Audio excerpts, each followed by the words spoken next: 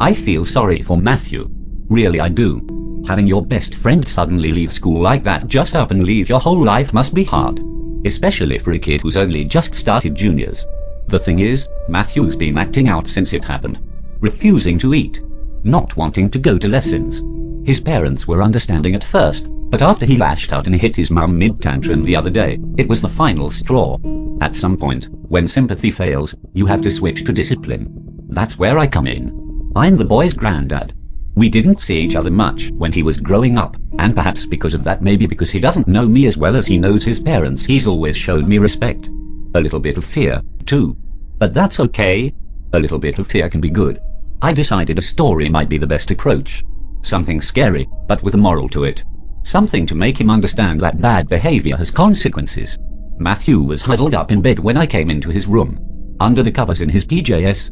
His bedside lamp was on, and he had an iPad clutched in front of him. The screen cast a weak glow on his face. He'd been crying. I could tell that straight away. His cheeks were red and his eyes were blotchy. I felt a flash of sympathy for him then, but I forced myself to ignore it. Matthew? His eyes flicked up from the screen at the sound of my voice, but he didn't say anything. Mind if I sit down a moment? He shrugged and I perched at the end of his bed. It was quiet in the room. Dark, too. The sun had set hours ago, and with the curtains drawn only a thin slither of streetlight found its way in. The bedside lamp cast just enough of a glow to give the room a campfire feel to its soft orange light and large shadows. Did I ever tell you about the wall-in, Matthew? This was my tactic. Rather than talking to him about the way he'd been acting out recently, I decided to just jump straight in. Let the story speak for itself. Matthew stared at me for a moment, then shrugged again. No. His eyes went back to the iPad. They sound stupid. Ah, that's a shame. I kept my voice soft, but firm. I was going to warn you about them. I heard they've been seen in this area, and I thought you might be at risk of getting a visit from them. But if you think they sound stupid... I put my hands on my knees and made to get up off Matthew's bed. This was a small gamble, but I was fairly certain it was going to pay off, and I was right. I wasn't even halfway up before Matthew told me to wait. I let out a pretend sigh and sat back down again. Kids, especially 8-year-olds, are so easy to fool. Matthew might think he's a big boy because he's at junior school now, but the truth is he's a long way from being immune to fear. Now he placed his iPad to one side and stared up at me. What's a wall-in? I kept my eyes locked on him as I answered. A wall-in is a creature that lives on blood. Large quantities of it. Matthew's own eyes widened. Like a vampire. No, not quite. There are a few key differences. A vampire is more like a parasite, for one thing. They'll drink from the same victim over and over again, but only ever in smaller quantities. Wall-ins drain their victims entirely. Every last drop. They'll drink and drink until the person's skin is so thin and shriveled it's like parchment. There used to be a saying that if you ever asked a wall-in if they were a vampire, they'd just laugh at you. No, not me, they'd say. I only drink blood by the pint. I shifted on the end of Matthew's bed and looked at him. I could tell I had his full attention now.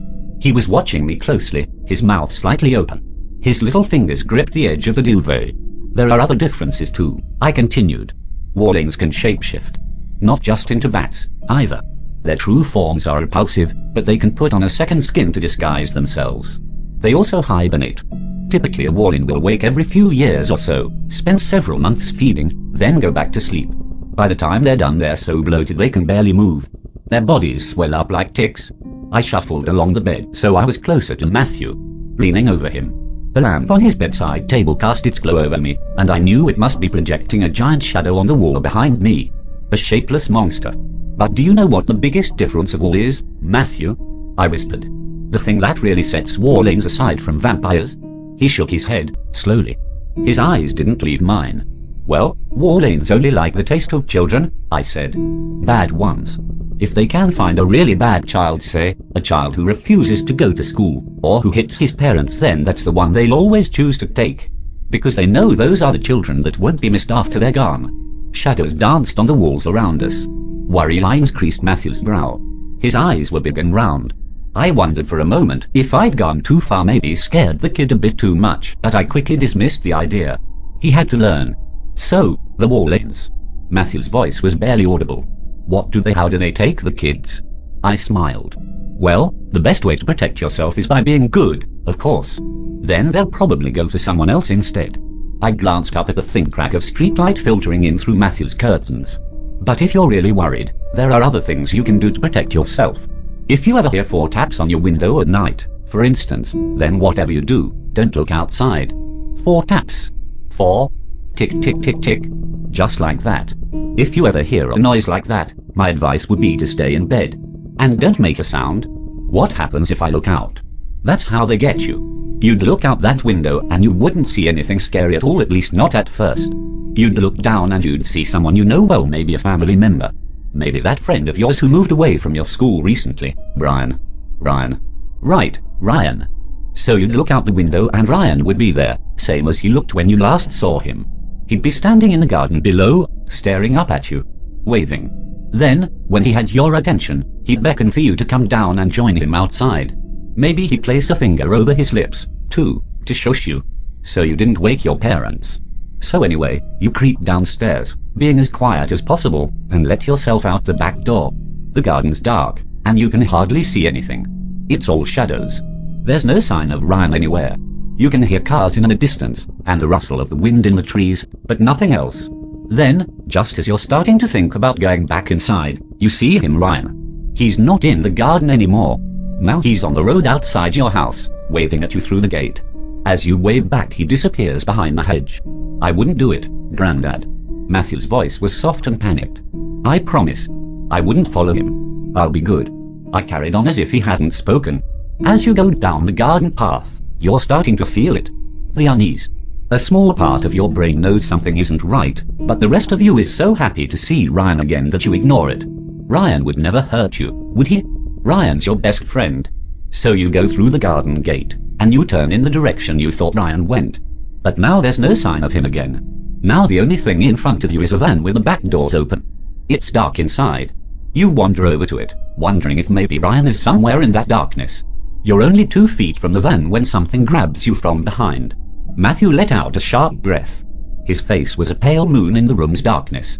I could tell he was scared now, really good and scared, but there was also a small part of him that wanted me to go on. Wanted me to finish.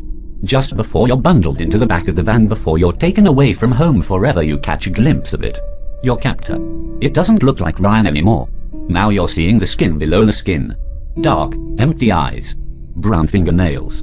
And a mouth stained by so much blood that the lips are bright red in its pale face. I smiled at Matthew, reached out and gave his shoulder a squeeze. This was the important bit, now. I didn't want to terrify the little guy too much. I wanted the lesson to sink in. Like I said before, though, Matthew, the Warlanes only visit certain kids. The bad ones. So if you behave well, and listen to your parents, you needn't worry at all. There'll be nothing tapping on your window at night. I smiled again and stood up from the bed. I was halfway across the room when Matthew's voice stopped me. I'm sorry, Grandad. Sorry for being bad. I turned back to face him. In the light from his bedside lamp, the kid looked paler than ever. That's okay, Matthew. I just miss him. H.M. Ryan. I just miss him a lot. I told him I understood, then wished him good night. As I left the room, I felt another small pang of guilt, but I quickly pushed that from my mind. Accidents happen. That's what I told Matthew's parents. Mistakes get made. If I'd known at the time the two of them were so close, I'd have picked a different child. We told Matthew his best friend had moved schools. That was the easiest way. Told him Ryan had gone to live in a different part of the country. He'll probably hear other stuff in the playground, though even when they're young, kids still pick things up. But if he does, we'll handle it. I can always tell him another story. He'll never know what really happened.